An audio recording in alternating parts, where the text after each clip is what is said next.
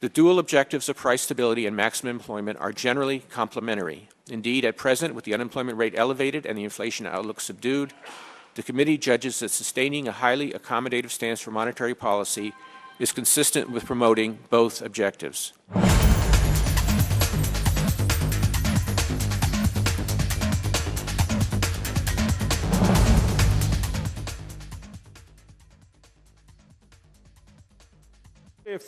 What if really things do change substantially in a different direction? I assume the Fed has given itself enough leeway here to say we can go back to a more aggressive, less accommodative policy, I presume. Is that correct? Yes, sir. The policy is a conditional policy. It says based on what we know now, this is where we think we're going to be. But of course, if there's a substantial change in the outlook, we'd have to adjust accordingly.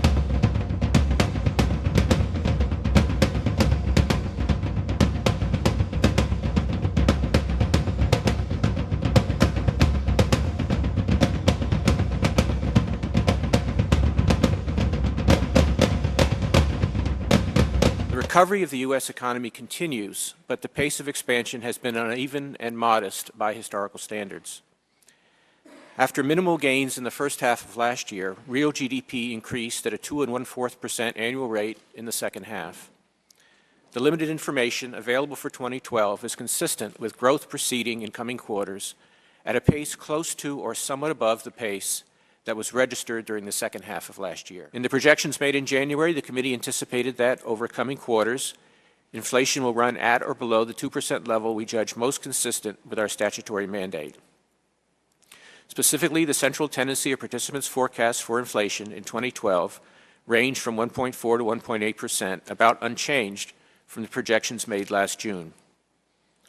Looking farther ahead, participants expected the subdued level of inflation to persist beyond this year.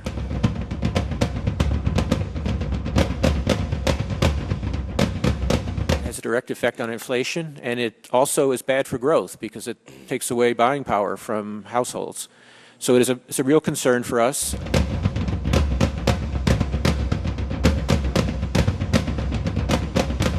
The unemployment rate remains elevated, long-term unemployment is still near record levels, and the number of persons working part-time for economic reasons is very high. With output growth in 2012 projected to remain close to its longer-run trend, participants did not anticipate further substantial declines in the unemployment rate over the course of the year.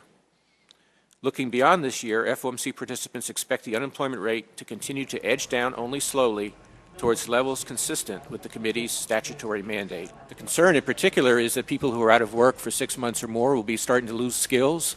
They'll be losing attachment to the labor force, so they won't know what's happening in their field or their industry.